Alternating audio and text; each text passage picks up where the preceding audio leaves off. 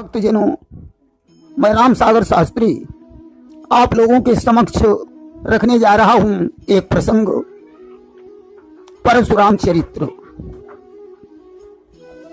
देखिए, सुखदेव जी राजा परीक्षित से कहते हैं, राजन, चंद्रवंश में एक प्रतापी राजा हुए गाध। उनके यहाँ एक सुंदर कन्या ने जन्म लिया जिसका नाम सत्यवती था। कि गाधि भवन जनमी सुता, रूप राशि गुण धाम, मात पिता ने रख दिया सत्यवती ते ही नाम। सत्यवती बड़ी सुंदर, सुशील, गुणवान और बुद्धिमान थी। कि उस चंद्र वदन की छटा देख, चंद्र की प्रभा शर्माती थी। उसके उजले मुख की आभा बिजली का मान घटाती थी। च्यवन पुत्र ऋचिक ने विचार किया कि सत्यवती का विवाह मेरे साथ हो जाए, इसलिए उस कन्या का हाथ मांगने के लिए ऋचिक राजा गाध के पास पहुंचे। गाध ने कहा, मुनिवर, आपका विचार अति उत्तम है, परंतु सत्यवती के विवाह के लिए मेरी एक शर्त है। कि फिर भी मेरा यह कहना है, जो मेरी शर्त निभाएगा बस वही ब्याह कर कन्या को अपने घर में ले जाएगा। मुझे यज्ञ करने के लिए 1000 श्वेतकर्णी घोड़ों की जरूरत है। जो मेरे इस शर्त को पूरा कर देगा उसी के साथ सत्यवती का विवाह हो जाएगा। कि श्वेतांग श्याम करणी घोड़े मुझको एक सहस गहाएगा, बस वही ब्याह कर कन्या को अपने घर में ले जाएगा। ऋषि ने इस शर्त को पूरा करने का वचन दे दिया और वरुण देव के पास पहुंचे, उनसे अनुरोध किया। वरुण ने उन्हें 1000 श्याम करणी घोड़े प्रदान किए। अस्तु सत्यवती का विवाह ऋषि के साथ हो गया। कि वरुण देव से मिल गए अश्व सहित उत्साह, तब ऋचिक का हो गया सत्यवती से ब्याह। एक दिन की बात है, सत्यवती ने ऋचिक से याचना की, स्वामी, कोई ऐसा यज्ञ करो जिससे मुझे और मेरी माता को पुत्र संतान प्राप्त हो जाए। कि सत्यवती कहने लगी, ऐसा करो विधान, मातु सहित मेरे यहाँ हो कोई संतान। अस्तु ऋचिक ने यज्ञ करके अपनी पत्नी सत्यवती को 2 चरु दिए और कहा, इसमें पहला वाला चरु तुम्हारा है, उसे तुम खा लेना। दूसरा वाला चरु तुम्हारी माता खाएगी, इसकी अदला बदली मत करना। कि 2 चरु दिए मुनीष ने निज पत्नी के हाथ, एक आप खा लीजिए, एक तुम्हारी मात। परंतु दोनों में बड़ा प्रेम था, इसलिए माता ने उस चरु को बदल लिया। कि उन दोनों के बीच में था ऐसा अनुराग, बदल मात ने खा लिया निज पुत्री का भाग। पुत्री का भाग माता ने खा लिया और माता का भाग पुत्री ने खा लिया। ऋषि ने अपने तपोबल से जान लिया। कि जान तपोबल से गए ऋषिवर सारा हाल, पत्नी से कहने लगे क्रोधित हो तत्काल। उन्होंने क्रोधित होकर अपनी पत्नी सत्यवती से कहा, तेरा पुत्र परम क्रोधी होगा, परंतु तेरा भाई धर्मात्मा और ज्ञानी होगा। अर्थात तेरे पुत्र में क्षत्रियता के गुण होंगे और भाई में ब्राह्मण के गुण होंगे। सत्यवती ने प्रार्थना की, स्वामी, मुझे ऐसा पुत्र नहीं चाहिए, अस्तु कोई उपाय करो। ऋषि ने दूसरा मंत्र पढ़ते हुए कहा, जाओ प्रिय, पुत्र के बदले तुम्हारा पौत्र घोर प्रकृति का होगा। तुम्हारा पुत्र ज्ञानी, धर्मात्मा, बलवान और क्रोधी होगा, अर्थात उसके अंदर ब्राह्मण और क्षत्रिय दोनों के गुणों का मिश्रण होगा। तब सत्यवती के गर्भ से दोनों गुणों से युक्त जमदग्नि का जन्म हुआ और उनकी माता पुरकुत्स के द्वारा ब्रह्मवेत्ता विश्वामित्र का जन्म हुआ। देखिए, सत्यवती ही पवित्र नदी कौशिकी बनी। जमदग्नि का विवाह रेणु ऋषि की पुत्री रेणुका के साथ हुआ।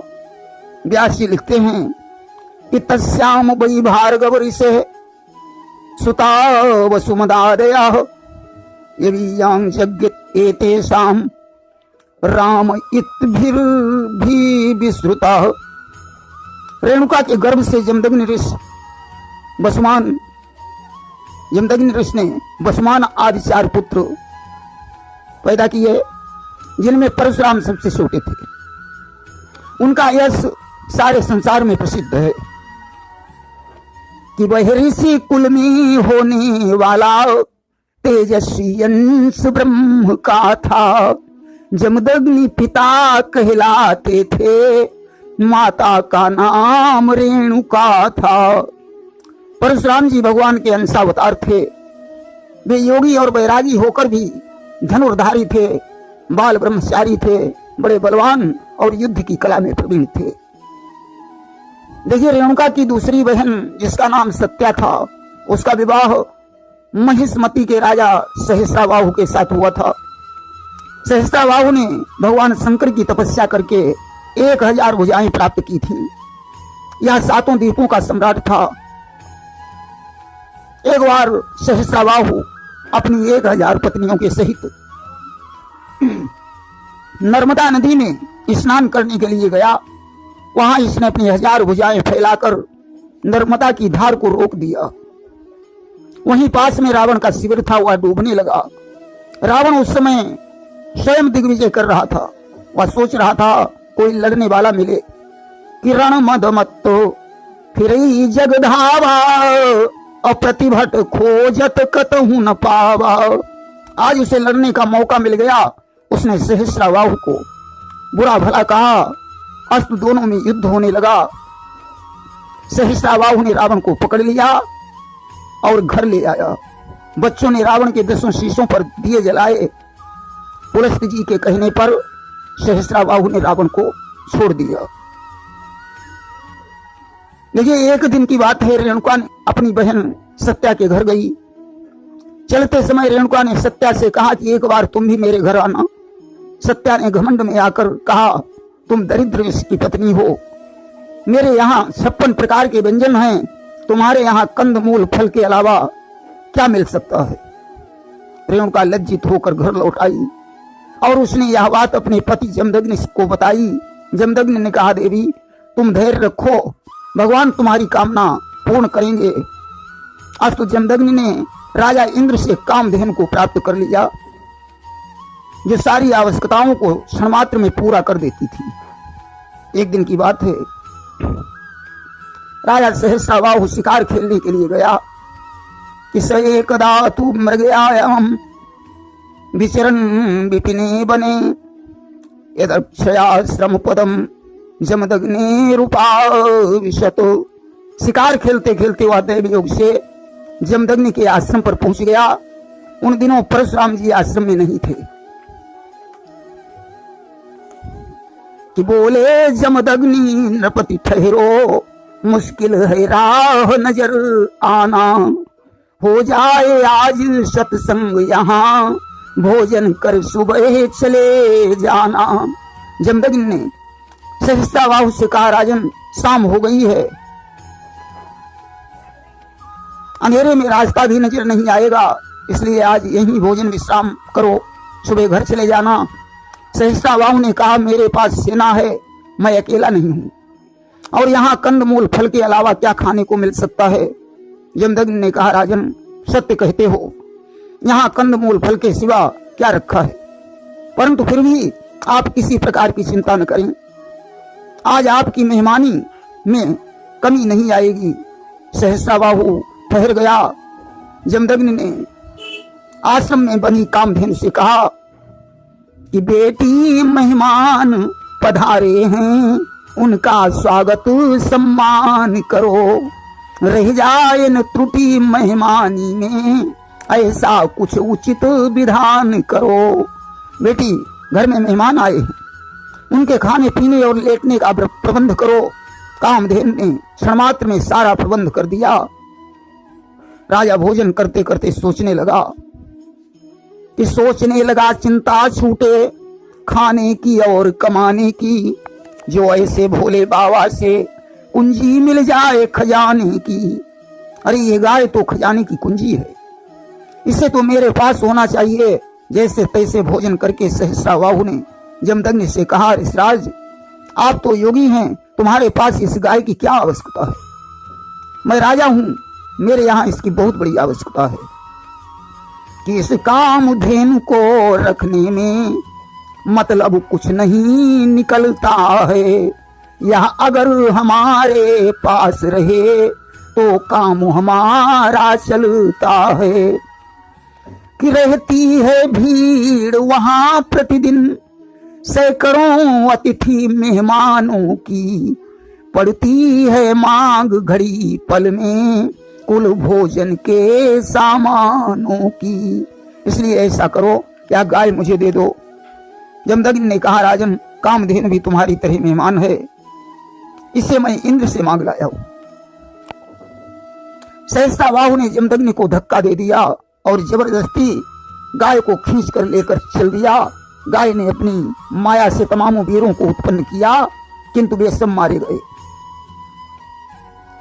वह गाय को बलपूर्वक महिष्मति ले गया और इधर तब तक परशुराम जी आश्रम पर आ गए। जमदग्नि ने परशुराम को सारी घटना बताई।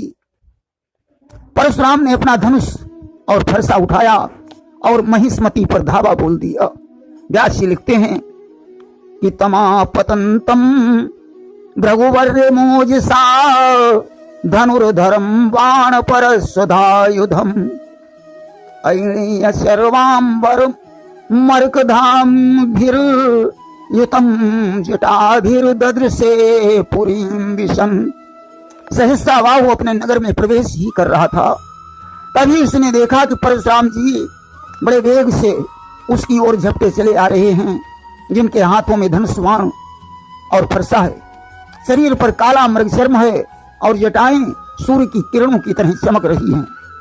आज सहस्राबाहु ने 17 अक्षोहिणी सेना परशुराम से युद्ध करने के लिए भेजी, परंतु सारी सेना मारी गई।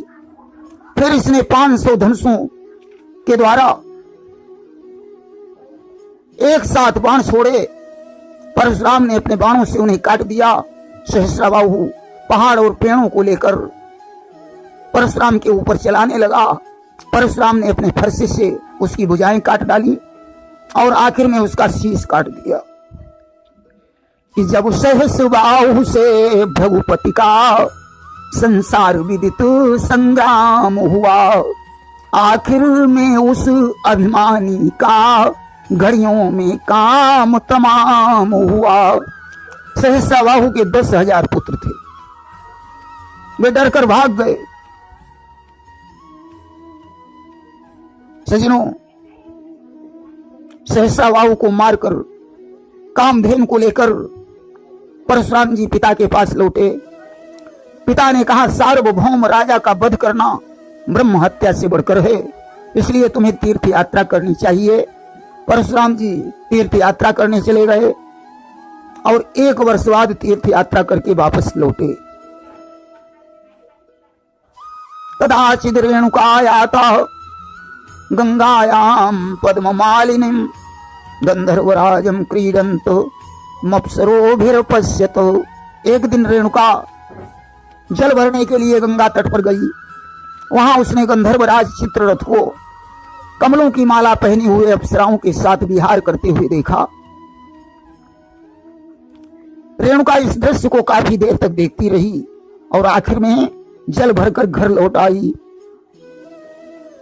यागत्य कलशम तस्थौ पुराधाय कृतांजलि। वहां जल का कलश महर्षि के सामने रखकर हाथ जोड़कर खड़ी हो गई, क्योंकि हवन का समय निकल चुका था। विचार करती है, ऐसा न हो स्वामी मुझे श्राप दे दें, इसलिए डर रही है। जमदग्नि ने इस घटना को अपने योग बल से जान लिया। उन्होंने परशुराम को छोड़कर बाकी सभी भाइयों से कहा, बेटा तुम्हारी माता को विषय का नशा हो गया है, अतः इस नागिनी को मार डालो। बेटों ने मना कर दिया। तब तक परशुराम जी आ गए। जमदग्नि ने वही प्रश्न परशुराम से किया। परशुराम ने आगे पीछे कुछ भी विचार नहीं किया, फरसा उठाया और माता का शीश काट दिया कि मातु पिता गुरु कहे सिख बानी, और बिनहि विचार करिए शोभ जानी। परशुराम पितु आज्ञा राखी, हमारी मातु विश्व सब साखी। कि तत्काल बिना कुछ कहे सुने, फरसे की सीधी धार हुई। यानी बेटे के हाथों से बूढ़ी माता संहार हुई। माता के मर जाने पर भाई लोग हाहाकार मचाने लगे। जमदग्नि ने परशुराम से कहा, जिस तरीके से तुमने माता का संहार किया है वैसे ही अपने इन भाइयों का संहार कर डालो। परशुराम ने फरसा उठाया और अपने सभी भाइयों के शीश काट डाले। जमदग्नि ने परशुराम जी की बड़ी प्रशंसा की और कहा, धन्य है पुत्र, इस पृथ्वी पर कोई सच्चा आज्ञाकारी है तो सिर्फ वो तुम हो। कि इस अटल वृत्ति की भक्ति का बेकार नहीं फल जाएगा। हे तात मांग, हे वीर मांग, जो मांगेगा सो पाएगा। तुम्हारी इस अटल भक्ति का फल बेकार नहीं जा सकता है। तुम मुझसे कोई वरदान मांग सकते हो। वरेण छंदयामास प्रीता सत्यवती सुतः। परशुराम ने कहा, पिताजी मेरी माता और भाइयों को जीवित कर दो और उन्हें इस बात का स्मरण भी न रहे कि मैंने उनको मारा है। जमदग्नि ने अपने मंत्र बल से उन्हें जीवित कर दिया। परशुराम जी भाइयों सहित वन में तपस्या करने के लिए चले गए। इधर मौका पाकर सहस्राबाहु के 10,000 पुत्रों ने आकर जमदग्नि को मार डाला। रेणुका दुख शोकार्त निघ्नन्त्यात्मानमात्मना राम रामे हितातेति विचक्रोशोच कही सती। सती रेणुका दुख और शोक से आतुर हो गई। वह अपने हाथों से अपनी छाती और सिर को पीट पीट कर जोर जोर से रोने लगी। बेटा परशुराम, तुम शीघ्र लौट आओ। कि अबला का आत्मिक बल बढ़कर बलवानों के सिर बोल उठा। छाती पर घूंसा पड़ते ही भृगुपति का आसन डोल उठा। ज्यों ही रेणुका ने अपनी छाती को पीटा, परशुराम का आसन हिल उठा। समाधि भंग हो गई। कि टूटी समाधि भृगुनंदन की, जब मां की आत्म पुकार उठी। क्षण में उस दुखिया के आगे रिसनाहर की झनकार उठी। आज वन से भाग खड़े हुए माता के पास पहुंचे। पिता की हालत को देखकर पूछने लगे, ये सब किसने किया है? रेणुका ने सारी घटना बताई। परशुराम ने कहा, बस माता, अब और कुछ बताने की जरूरत नहीं है। मैं प्रतिज्ञा करता हूं कि इस पृथ्वी को मैं क्षत्रिय विहीन कर दूंगा। कि बस माता, ज्यादा बात न कर, अब बात लौट कर ही होगी। या पृथ्वी पर क्षत्रिय होंगे या विप्रों की पृथ्वी होगी। तुमने 21 बार इस मस्तक को पृथ्वी पर पटका है, इसलिए मैं प्रतिज्ञा करता हूं कि 21 बार इस पृथ्वी को क्षत्रिय से विहीन कर दूंगा। कि बस इसी चोट के बदले में खूनी दरिया भर डालूंगा। 21 बार इस पृथ्वी को क्षत्रिय विहीन कर डालूंगा। आज पिता का शरीर भाइयों को सौंपकर फरसा संभाला और सहस्राबाहु के 10,000 पुत्रों का संहार कर डाला। लेकिन सहस्राबाहु है वंशी राजा था। इसलिए परशुराम ने 21 बार है वंश का विनाश किया। कि प्रणवीर धीर बलधारी ने आजन्म प्रतिज्ञा पाली थी, 21 बार अपने बल से पृथ्वी निछत्र कर डाली थी। 21 बार पृथ्वी को क्षत्रिय से विहीन कर दिया। इस प्रकार कुरुक्षेत्र में इन्होंने समंत पंचक में 5 तालाब बना दिए जो रक्त से भरे हुए थे। पिताजी का सिर लाकर उसे धड़ से जोड़कर स्मृति रूप संकल्पमय शरीर प्रदान किया। पृथ्वी ब्राह्मणों को दान कर दी और मंदराचल पर्वत पर तपस्या करने के लिए चले गए। अगले मनवंतर में जब बलि इंद्र बनेगा तो परशुराम सप्त ऋषियों में आएंगे। प्रेम से बोलिए वृंदावन बिहारी लाल की जय।